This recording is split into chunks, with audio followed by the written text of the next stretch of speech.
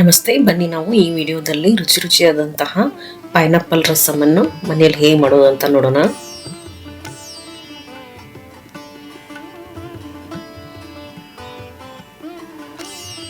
ಎಲ್ಲಕ್ಕಿಂತ ಮುಂಚೆ ಇದಕ್ಕೊಂದು ಮಸಾಲೆ ರೆಡಿ ಮಾಡ್ಕೋಬೇಕು. ಅದಕ್ಕಾಗಿ ನಾನು ತಗೋತಾ ಇದ್ದೀನಿ ಸ್ವಲ್ಪ ಜೀರಿಗೆ, ಸ್ವಲ್ಪ ಕರಿಮೆಣಸಿನಕಾಳು, ಸ್ವಲ್ಪ ಕೊತ್ತಂಬರಿ ಬೀಜನ ಹಾಕೊಂಡು ಇದನ್ನ ಗಮ್ ಅನ್ನೋವರೆಗೂ ಹುರ್ಕೊಳ್ಳಿ. ಆಮೇಲೆ ಇದಕ್ಕೆ ಒಂದು 6ರಿಂದ 7 ಬೆಳ್ಳುಳ್ಳಿ ಹೆಸರು ಮತ್ತು ಸ್ವಲ್ಪ ಒಣ ಮೆಣಸಿನಕಾಯಿ ಮತ್ತು ಸ್ವಲ್ಪ ಕರಿಬೇವು ಸೊಪ್ಪನ್ನು ಹಾಕ್ಕೊಂಡು ಇದನ್ನು ಸ್ವಲ್ಪ ಬಿಸಿ ಆಗೋವರೆಗೂ ಹುರ್ಕೊಂಡು ಇದನ್ನು ತರಿತರಿಯಾಗಿ ಜಜ್ಕೊಳ್ಳಿ.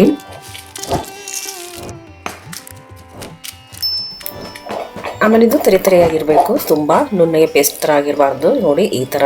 ಆಮೇಲೆ ನಾನಿಲ್ಲಿ ಬಿಸಿಯಾದ ಬಾಣಲೆಗೆ ಒಂದು ಅರ್ಧ ಕಪ್ ಅಷ್ಟು ತೊಗರಿಬೇಳೆಯನ್ನ ಕುಕ್ಕರಲ್ಲಿ ಕುದಿಸ್ಕೊಂಡು ಇದನ್ನು ಹಾಕೋತಾ ಇದ್ದೀನಿ. ಅದ್ರ ಜೊತೆಗೆ ಸ್ವಲ್ಪ ಟೊಮ್ಯಾಟೊ, ಸ್ವಲ್ಪ ಸಣ್ಣ ಹೆಚ್ಚಿರುವ ಪೈನಾಪಲ್ಲು, ಸ್ವಲ್ಪ ಹಸಿಮೆಣಸಿನ್ಕಾಯಿ ಹಾಗೂ ಒಂದು 1/4 ಕಪ್ ಅಷ್ಟು ಪೈನಾಪಲ್ ಜ್ಯೂಸು ಮತ್ತು ರಸಮ್ ಪೌಡ್ರನ್ನು ಹಾಕೋತಾ ಇದ್ದೀನಿ. ಜೊತೆಗೆ ಕೊತ್ತಂಬರಿ ಸೊಪ್ಪನ್ನು ಹಾಕಿ ಬೆಲ್ಲದ ಪುಡಿಯನ್ನು ಹಾಕೊಳ್ಳಿ. ಇದನ್ನು ಸರ್ತಿ ಕಲಿಸ್ಬಿಟ್ಟು ಒಂದು ಕುದಿ ಬರೋವರೆಗೂ ಇದನ್ನು ಕುದಿಯಕ್ಕೆ ಬಿಟ್ಬಿಡಿ.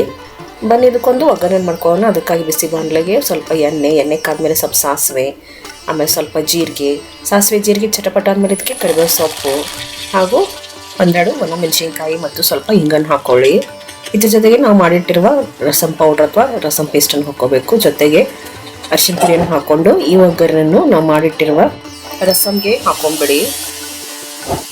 ಆಮೇಲೆ ಇದಕ್ಕೆ ರುಚಿಗೆ ತಕ್ಕಷ್ಟು ಉಪ್ಪು ಮತ್ತು ಸ್ವಲ್ಪ ಕೊತ್ತಂಬರಿ ಸೊಪ್ಪು, ನಿಮಗೆ ಕನ್ಸಿಸ್ಟೆನ್ಸಿ ನೋಡ್ಕೊಳ್ಳಿ. ಇನ್ನೂ ಸ್ವಲ್ಪ ನೀರು ಬೇಕಂದರೆ ನೀರನ್ನು ಹಾಕ್ಕೊಳ್ಳಿ.